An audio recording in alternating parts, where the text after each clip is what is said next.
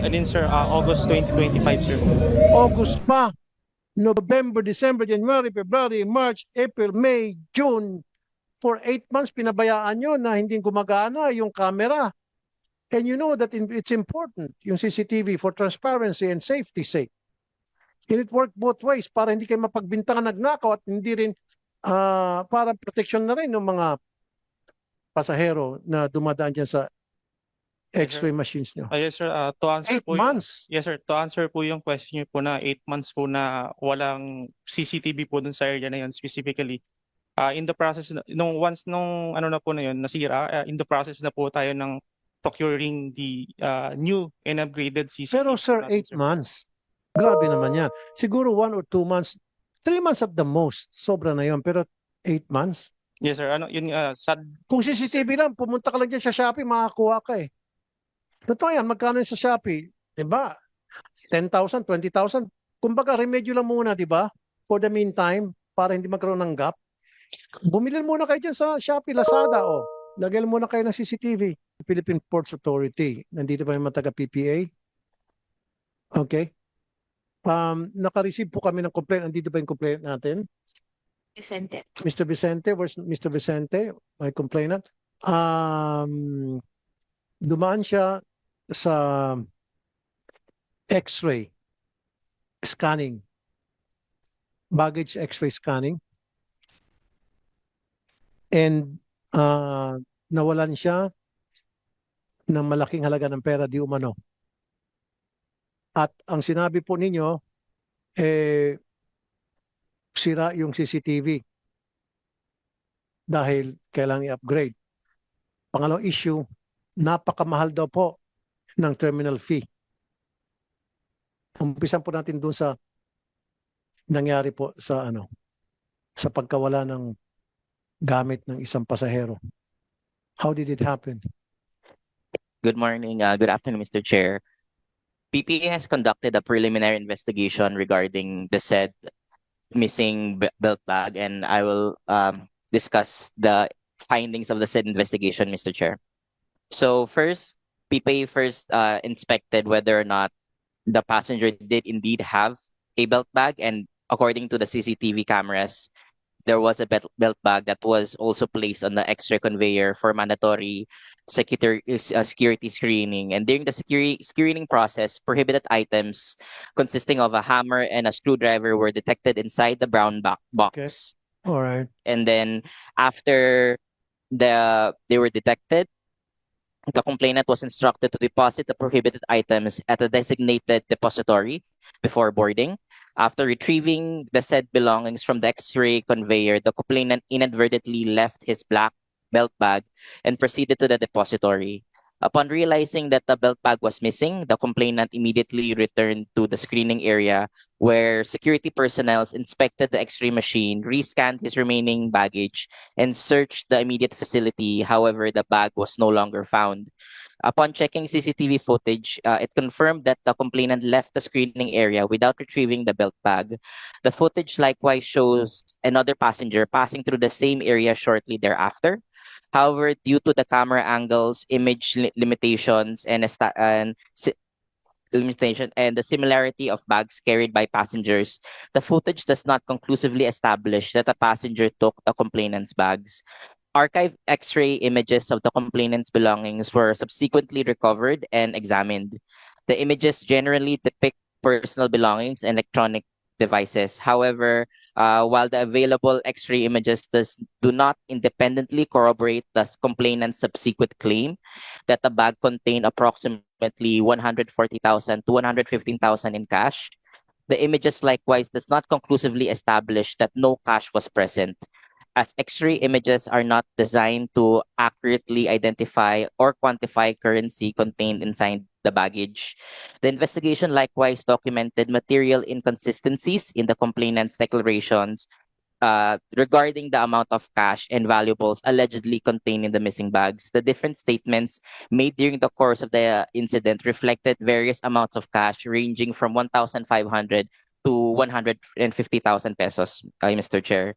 And based on the evidence gathered, the investigation was unable to identify any person responsible for the disappearance of the bag or establish any security personnel that participated in or facilitated its loss. However, Mr. Chair, we're still continuing to review other angles of the CCTV footage in order to search for the bag, along with the secondary scanning of the box and backpack that Okay. belonged to the complainant to see if it was inadvertently placed in the bag when it was resealed as well. Okay, sir, ah, pakita na lang muna natin yung video, ano? Yes po. Yung CCTV footage na provide yung mismo. Can we see that? Comsec? Okay. Okay. That is, where's the complainant? Yung naka-red, right? Yes po, sir. Naka-violet Naka-red. na cap. Okay, nilagay niya yung kanyang mga gamit. Alright, yung naka-red siya, Opo, sir. right? Ilagay niya sa conveyor, and then conveyor pumasok doon sa baggage x-ray scanner, and then tumawid siya. Okay, dumaan siya sa x-ray, kinapkapan siya. Yung naka-strike naman po yung allegedly the one who took the milk bag po ni Sir Rollins. Okay, and then after that naputol na. Hindi, sir. Lumipat lang po ng camera transition po, sir. Kaya nga, so saan yung camera nasasalo kung saan lalabas yung mga gamit niya? Where's that camera? And sir, unfortunately, sir, yung camera po na yun is down po kaya and in the process of replacement po yung area po na yun. Bakit po down? Yung ano po na kasi na yun, sir, yung camera is installed since December 2014 po, sir. So, yung age niyo po is nagmamatter po yun kapag ginalaw pa po natin yun, pwede po ma-damage pa po yung See, how old has it been? I believe 10 years, sir. 10 years. So, how long has it been since namatay yung camera at hindi na napapunction? And then, sir, August 2025, sir. August pa, November, December, January, February, March, April, May, June. For 8 months, pinabayaan nyo na hindi gumagana yung camera. And you know that it's important, yung CCTV, for transparency and safety sake. Can it work both ways para hindi kayo mapagbintangan nagnakaw at hindi rin para protection na rin ng mga pasahero na dumadaan dyan sa x-ray machines nyo? Yes, sir. To answer 8 po months. Yes, sir. To answer po yung question niyo po na 8 months po na walang CCTV po dun sa area na yun specifically. In the process, once ano na po na yun, nasira, in the process na po tayo ng procuring the new and upgraded CCTV. Pero sir, po natin, 8 months. Grabe naman yan. Siguro 1 or 2 months, 3 months at the most. Sobra na yun. Pero 8 months? Yes, sir. Yun, sad. Kung CCTV lang, pumunta ka lang dyan sa Shopee, makakuha ka eh. Totoo yan, magkano yun sa Shopee? Diba? 10,000, 20,000. Kumbaga, remedyo lang muna, diba? For the meantime, para hindi magkaroon ng gap. Bumili muna kayo dyan sa Shopee, Lazada, o. Lagyan muna kayo ng CCTV. Why wait kung magkano yung... Baka siguro kailangan nyo ng yung camera na magagaling sa inyo, sa supplier niyo at meron kayong ganansya. Pag ganun, sir, innovate. 8 months. Yung, sir, ongoing nga po yung pang... So, kailan malalagyan ng camera yan? July 1, sir, na-implement na po yung up and running na po yung new CCTV system po natin, sir. Okay, sige. Now, doon tayo sa iisa lang yung inyong tao doon na nagmamando doon sa x-ray. Di ba dapat dalawa yan? Isa yung umupo doon sa x-ray machine at isa yung nagsisiguro na pumapasok ng tama yung mga bagahe o pinapahubad yung mga gamit o ano ba, relo. Kumbaga, in-example ko sa aeroplano or nagsasabi na, teka muna, meron tumunog, buksan mo yan, pabubuksan right there and then. Apo. Ang ginawa kasi dito sa pasahero, pinapunta 10 steps away Yes po, tama po. na dumubuksan yung karton mo. Apo. Habang yung kanyang ibang mga gamit, yung belt bag niya, andun pa sa proseso na ini-scan ng x-ray ninyo. Why did you allow that? Ah, sir, explain ko lang po kaya kung bakit naging ganun po yung process po natin, no. Si part po kasi is dalawa po yung category po niyan, is either prohibited or restricted po. Kapag prohibited item po, bawal po talaga siyang ipasok sa pier. Wala tayong pag-aawayan dyan. Sige. Pagka Restricted, restricted, prohibited, sige. Okay lang, sir. Apo. No, no. Okay lang yon na kailangan i-plug down nyo o pigilan nyo at inspeksyonin yung isang bagay na may kaduda-dula, kahinala, hinala na gamit sa loob ng bagahe. In-stop nyo. Pero bakit hindi nyo pinabuksan right there and then sa harap ninyo? Bakit nyo pa pinapunta yung tao sa malayong lugar na nakatalikod siya at doon niya buksan yung kanyang bagahe para ipakita kung ano yung laman ng karton? Mr. Chair, to answer questions regarding the procedure for security. So PPA has its own procedure when it comes to security when it comes to prohibited items, and along with Northport, they themselves have a procedure for security, and Northport has adopted and their procedure is very similar to PPA. And Sir, pwede ba Tagalogin mo para Sige po. maintindihan ng complainant natin? Sige po. Kasi yung complainant natin, Tagalog eh. Sige po. Meron po At saka karamihan sumasakay sa barko, Tagalog. Sige po, pasensya Okay? na po. Huwag ka na mag-English muna, sir. Sige po. Ang procedure po nito, approved naman din po ng OTS. And when nire-review namin po kung nasundan nga pong procedure, ito nga po ang nangyari po, na ito po ang procedure na kapag meron nakitang prohibited items po, may designated area po. Ang problema po na doon mismo sa conveyor belt titignan is magkakos po yun ng delay. Tapos kung prohibited item po yun at binuksan dun sa conveyor belt na marami pong tao, there's a certain level of danger as well. However, Mr. Chair, because of what has transpired, that's something that we can review, and if we could improve the procedure. Sandali lang, sir. Okay. So, yes, courtesy to General Torre, Yusek Nicolas Torre ng MMDA. Sige, sir. Kaya namin pinapunta at meron papuntang important meeting si General Torre. Sir, yung nangyari na yung isang retired general Yes, sir. na nanutok ng baril Yes, sir. doon sa isang motorista nagpark sa harap ng garahe niya. Ano pong status noon? We referred it to the local police, sir, for investigation, and Mandaluyong police have already taken cognizance of the case, sir. Okay. Now, pangalawa, sir, so yun, nasa PNP na. And then Yes, yung PNP, chinecheck kung yung kanilang lisensya number, tatanungin ko muna sa PNP. Yes. Kung PNP, doon kay General, anong pangalan ng General ulit? Is it Rear Admiral Ramon Punsalan, sir. Ramon Posalan? At nakikita doon, kumasa siya ng baril at bit-bit niya yung baril, pinuntahan niya yung, Yung driver, yung driver sir. na Yes, sir. kadiskusyon niya.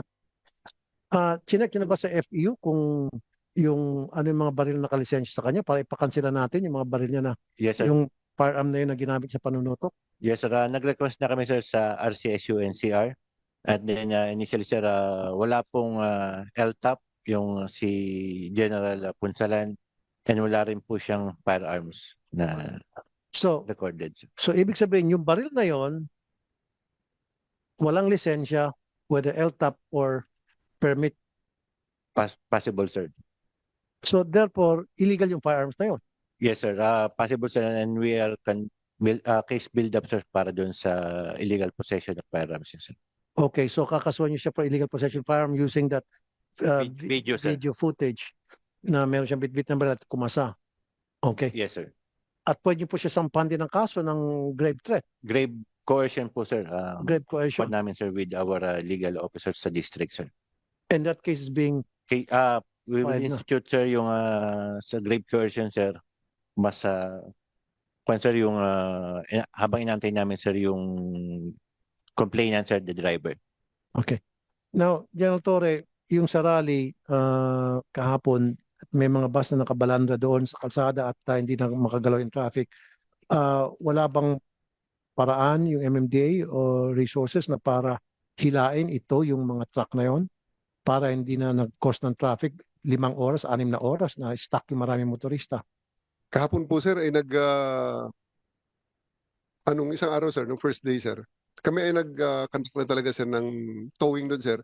Kaya nabuksan namin ang isang lane, sir. Because of the sheer volume, really apologies on that, sir. Napakarami lang talaga ng mga tao at mga bus na hanggang kahapon ay tinotowing namin. So marami rin kami natowing, sir, at marami rin kami natikitan. May mga naturing kayo. Marami, sir. So next time, ready na po siguro kayo. Kung kailangan nyo po ng budgetan natin na maglaan tayo ng maraming tow truck para sa MMDA. Nang sa kayo, pag dumating ganitong klaseng insidente ulit, mabilisan yung pag-tow ng mga Maraming kabalan ng mga sasakyan. Sa Maraming highway. salamat po, sir. That's very welcome development, sir. Thank you, sir. Right. And then, last na naman po sa inyo, yung mga sasakyan na mga nakapark na yung mga tawag nito, yung mga kalsada, yung mga lalaking kalsada na dinadaanan ng mga sasakyan. I commend one of your staff. Sino yung tao niya ng nanibigit na helmet, ha? Si Gabriel Go. Yes, sir.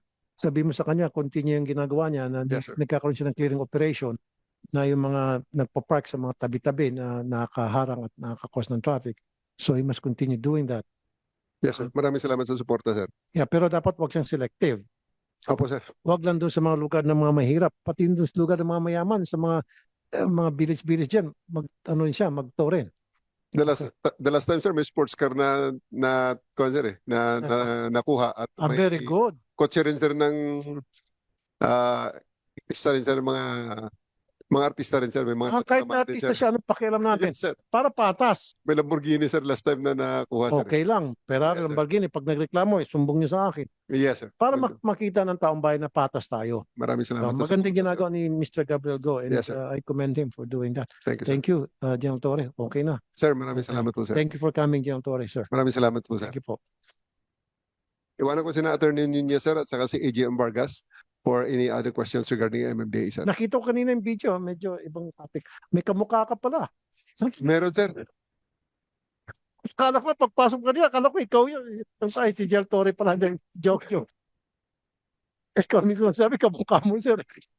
Hindi, nagpapatawa ako kasi. Accepted sa NCAP lahat, sir, ng kamukha ko, sir.